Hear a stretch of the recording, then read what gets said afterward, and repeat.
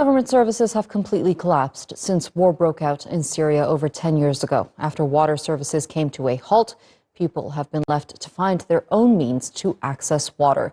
In some cases, it's nearly impossible, and in other cases, it's just too expensive. The lack of water is now adding to food shortages. There is a solution to their problems, but as Haziran reports, it might be temporary.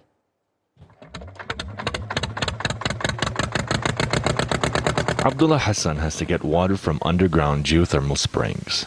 It's a long, costly, and time-consuming process, but it's a last resort because access to water in northern Syria is limited. Drought started to set in after the Euphrates was cut off. In this drought, we have had no production in the agricultural field. This means there is no income left.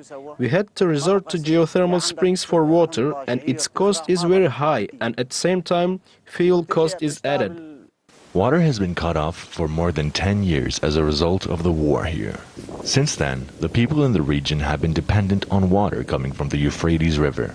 But since the YPG, the PKK terror group's Syrian branch, controls territory surrounding the river, that water supply has been cut. A few dozen kilometers away may be the one solution to many of their problems. The Haziran Dam has a water reservoir stretching 60 kilometers and a capacity of 1.3 cubic kilometers, or about 1.3 trillion liters. This was once some of the most fertile soil in the entire region.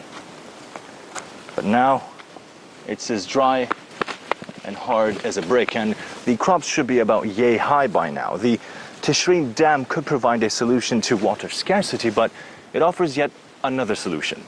The 6 water turbines could potentially power homes across the entire region, but there's a caveat.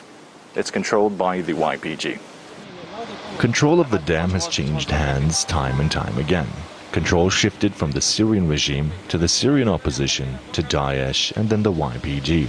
And there's a possibility it could change hand once more. If we liberate the city of Manbij and the dam, which supports the region with water and electricity, all agricultural areas here will become active again. It will be easier for people to reach drinking water, the price of agricultural products will decrease, and unemployment will come to an end. Although the Haziran Dam can help improve the lives of people in this area, the UN suggests that 700 million people will need to leave their homes by 2030 due to a lack of water. Even if the people in northern Syria manage to find a solution to their problems, it seems like it may only be a short-term fix.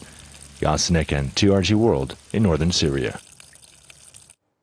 On average,